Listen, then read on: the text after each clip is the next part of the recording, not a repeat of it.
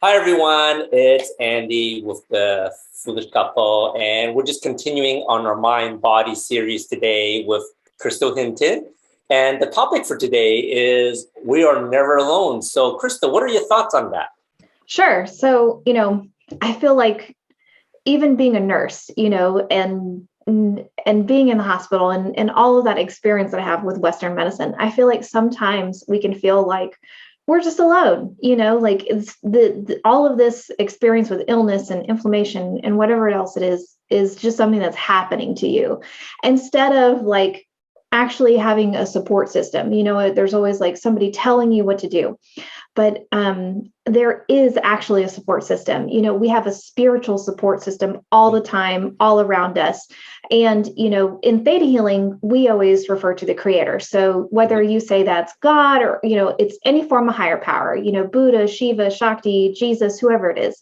But we lean into that higher support system to get a perspective outside of ourselves, because oftentimes it's so hard to see what's going on when you're in your own head. That's why so many people teach about like being the observer.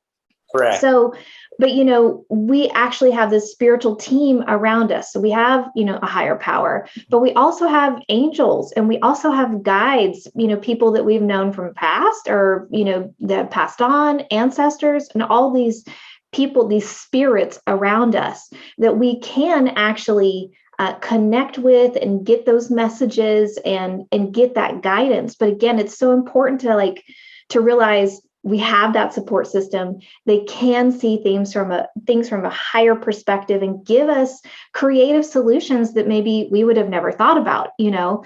So we aren't ever alone, but the key is that you have to ask. Correct. Okay. And so like I remember one time I was like, I'm just so foggy. Like, what the heck? It's nothing. Like when I ask the question and just nothing's coming through. Mhm. And so I was like, hey, angels, like give me some guidance here. And I ended up just going for a walk. I live on a lake, so I walked across to the little island that, is connected in winter. I walked over to the little island, and normally this lake will rise and fall like 20 feet. Okay. So during the winter, the lake level drops, and you can see things on the sand that's not there in the summer.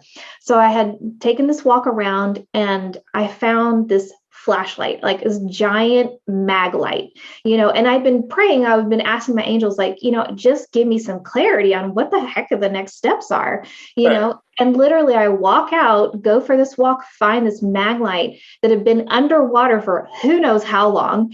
And I actually turned it on and it worked. And this is the mag light. I actually keep it on my desk now. Oh, wow, that's so I cool. know. And it does work. So, but it's like that I asked for that guidance, and literally spirit is like, I'm going to light the way for you. Like Mhm. that was the message with the mag light. So sometimes we just have to ask for that. And then we either will get the next step or the hope or whatever that is, but the spirit is around you. It's constantly available to you. Yeah. So, and it's really fun just to know that there is like this magic in the universe that's working for you, working with you, and can see that bigger perspective. So yeah, I love it. I love it, love it, love it.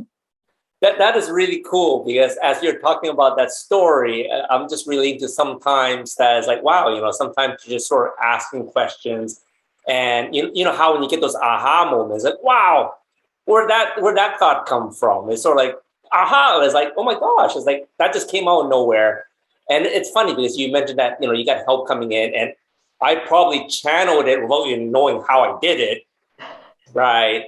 So I guess the next question I want to ask you is like, how do you make these connections? So, you are asking the right question rather than winging it, like what I probably do most of the time.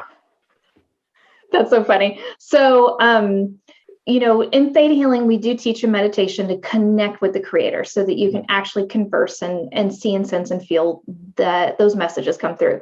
But it can be as simple as just saying, hey, universe, hey, angels, hey, guides, closing your eyes and taking a moment to just as if you were talking on the phone to your best friend and saying, hey, I need your help, and literally say that, because your angels aren't allowed to come into your life and to actually really show up and they can't interfere, if you will. So, Sure. but if we ask for help, then they can always assist us. Okay. Like even more clearly than they normally do with their guidance.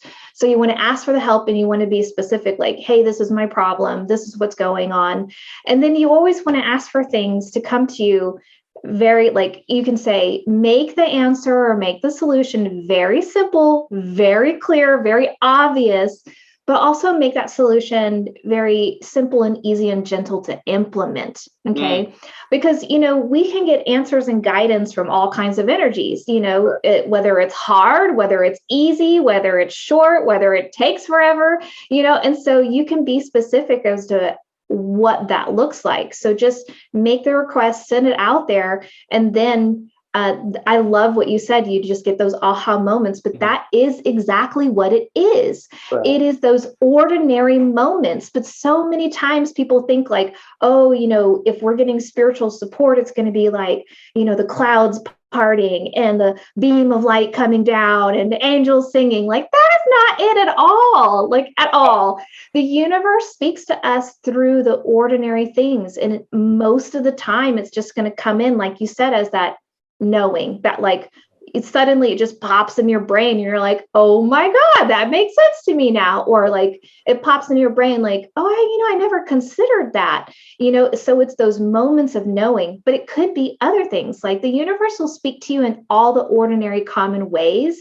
it can to present itself to you. So it could literally be through Facebook, obviously here we are, but it could be through, an advertising on a billboard. It could be through a song on a radio, just triggers something in your brain.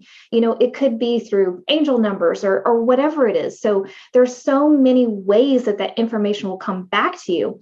But the key is to, number one, don't discount the ordinary, just take that information and run with it. And then take action, because we have to do something to create something new in our life. We can get a million answers and sit on those answers and never get anywhere. It actually is the next step, is to take the action, take the guidance, So it was like you connecting me with me and I'm connecting with you. And that's what we had to do. It wasn't like, oh, that's a great idea, and then never do anything. So don't be afraid, people, to take the action, to invite spirit to work with you and just make it a friendly conversation. That's it. It doesn't have to be something serious. You don't need to put on special clothing or be at a special time of day or, none of that. It's just, your friends. That's it. So super, super fun, super easy. I love that, and to be honest, I think more people should do it more often, because I find oftentimes people don't ask for spiritual help for the creator or whatever it may be that's in their mind, unless it's a crisis, right? Yeah. But like what are you saying here is like just even for like common everything day things, you can be asking for help, for some signal or for some guidance. And it's weird because you talk about that, and a lot of times you're thinking about things and you're on Facebook and then a Facebook app pops up. And it's like, okay, there's no way Facebook knows what I'm thinking. Right? Maybe they do. I don't know. Maybe they do. They got all these tracking stuff, which is crazy. Yeah. Google. But, that thought in my mind, I did not type it in a search or anything, but it shows something relevant to say if I wanted to network with someone that is in the spiritual field or something. Then all of a sudden you have these spiritual ads coming up. But wait, I wasn't searching for anything spiritual. Or if I'm looking for, for instance, like recently I was thinking about, wow, I'm trying to find like a local pet sitter.